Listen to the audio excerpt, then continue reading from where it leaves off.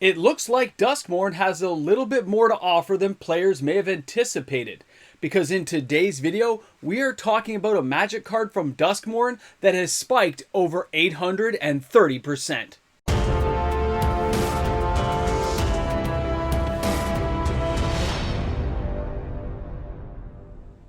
Although Duskmourn doesn't seem to have a lot of sealed box sales for collector boxes, or even, of course, the Play Booster box that we all know and love, that doesn't mean there's not a few goodies left for us to talk about, because players are finding them, and they're making sure we know about it.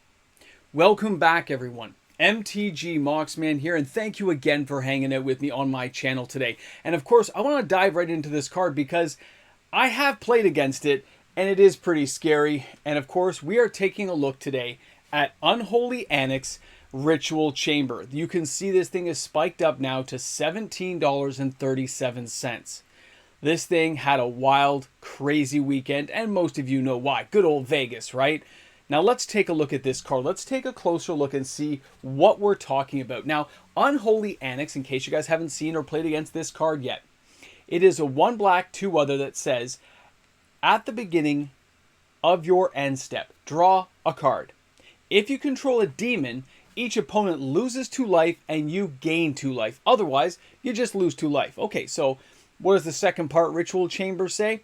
For 2 black and 3 generic, it says, when you unlock this door, you create a 6/6 black demon creature token with flying. It's a nice little mouthful there, but you get the demon to make sure you're not going to lose the life. This is a perfect combination card that makes a lot of sense. It's also very powerful on its own, just for the 1 black 2 other Unholy Annex side.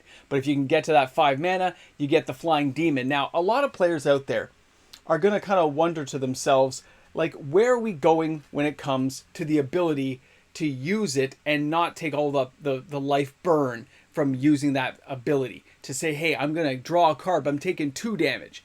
Well, you might be surprised to know that there are quite a few demons in Standard, and I'm going to share some of them with you just so you can understand how truly terrifying a card like this is going to be in Standard and why so many players are taking advantage and buying copies now.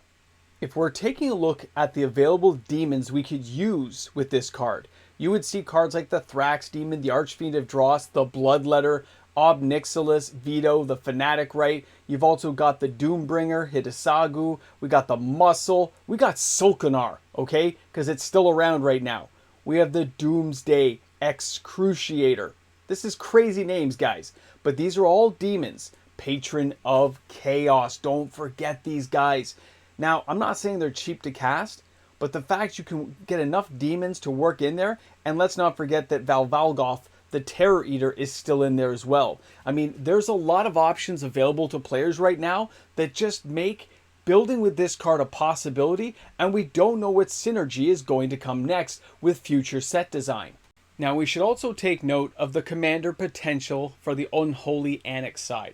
For 1 black, 2 other, it does say at the beginning of your end step, draw a card. If you control a demon, each opponent loses 2 life and you gain 2 life. That right there means it is assuredly going to find a home into a few commander decks, and if it wins any big events or becomes a deciding factor in things like Standard, we're going to see a lot more sales. And the tricky thing about that is that there's speculators who already saw this coming, and those speculators already started buying the card. I'm talking 30, 40, 50, 100 copies at a time, putting down some hard-earned dough so they could stay ahead and hopefully have a big payday. And it looks like that payday is going to work. Because I know on the weekend, on the Saturday event I was at, my buddy bought 2 copies, and he paid $8.60 each. And here we are, I'm doing this video Monday night for Tuesday, and we're at $17 plus on this card, and it's still going up. And the copies that sold the last couple of days are in the thousands. That means this thing is definitely going to be in my top 10, if not the number 1 card or number 2 card by the weekend. Now the question will be, will people still continue to buy it as it goes up in value? Will the FOMO kick in and even start paying speculator pricing just to get a couple of copies into your deck build? Or are you going to let it ride out and let it sink down over time to see if it'll flatten out? Now the flattening out will not be as easy as it used to, because we know players do not buy into the boxes because of the price tag attached to them now. We know players seek out the singles. So if you're not opening a play booster box or a collector booster box, even a bundle pack, there is such a lower volume of these cards entering the market that the prices tend to stay high. Supply and demand, right? We're not going to see the market drop if there's not enough inventory out there and the usage of the card continues to grow. So it's something to keep in mind. I'll be curious to see what you guys think about this. Do you think it's going to drop in value? Or do you think it's going to start having a bigger resurgence if it starts winning any major events and become a $30, $40 card? You never know nowadays, so we got to pay attention to it. But the speculators out there buying, 30, 40, 50, 100 copies at a time, they're the ones who look like they're going to be able to capitalize on this very quickly. Now, I myself have no copies of the card. I didn't open any at the pre-release, nor did I play against on pre-release. I've only played against it so far on Arena. I've won a couple times, but I've lost a lot to that card because they get a couple of copies out and they're just outdrawing me and dealing a lot of damage because of a couple of demons they managed to get into play late in the game. Now, there's one more card that we need to talk about today. No, it hasn't spiked as high as the Unholy Annex, but it does have something going for it that a lot of players are going to find very interesting and highly playable. Let's take a look at the Ghost Vacuum. This card was on the top 10. It's had a lot of sales. Now, the Ghost Vacuum is from Duskmourn, the House of Horror. It's averaging now $7.26. Only a few weeks ago, this thing was like $1, $1.50. So what's happened since then is, well, players got to play with it. The Ghost Vacuum is a single casting cost to put this on the battlefield. It says exile target card from a graveyard. Sacrifice the Ghost Vacuum for 6 mana. Put each creature card exiled this way with Ghost Vacuum onto the battlefield under your control with a flying counter on it. Each of them is a 1/1 spirit in addition to other types. Activate only as a sorcery. Okay, sorcery is a bit of a drawback, but when this thing enters, you have to think about the triggers. Overlord of the Boiler Bilges. It's a 6 casting cost, yada yada, but look at the bottom. When the Overlord enters or attacks, it deals 4 damage to any target.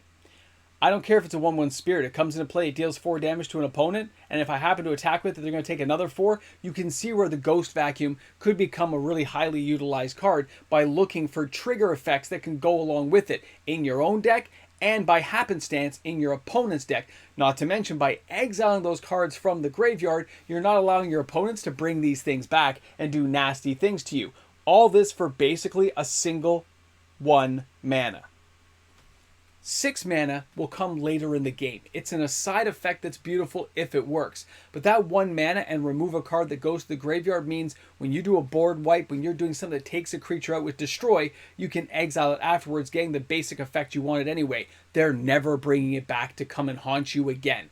That's a nice play on words this close to Halloween. Wasn't intentional, but I'm still going to go with it. So these are those types of cards, and the Ghost Vacuum has that effect. No, I don't really like the Ghostbuster theme, but I do like the ability and the textual idea of that card. It is going to work well in a lot of decks.